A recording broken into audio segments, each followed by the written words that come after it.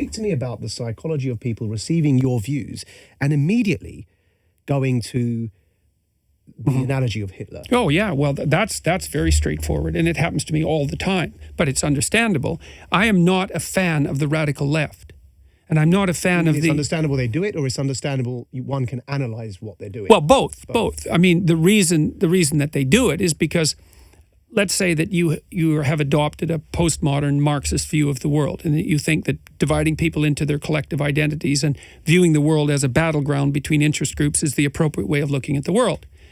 And reasonable. That's what a reasonable person would do. And I come along and say, look, not only is that unreasonable, but it's very much akin to these murderous doctrines that did tens of millions of people in the 20th century.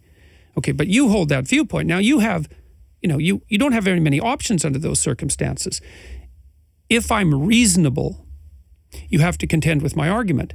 If I'm not reasonable, then you can just categorize me as not reasonable and ignore me. And the best way to categorize me as not reasonable is to assume that I'm on the farthest end of the political spectrum away from you as possible, along with the reprehensible Nazis and the alt-right types, and just assume that that's me.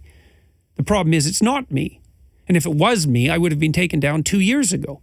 And the proof that it's not me is that I have 300 hours of lectures online from my entire academic career, and I haven't said a single thing that anyone has ever found that's even remotely associated with a radical right-wing viewpoint. And quite the contrary.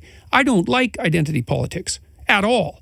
And I don't care if the leftists are doing it or the right-wingers are doing it. It's reprehensible in my estimation.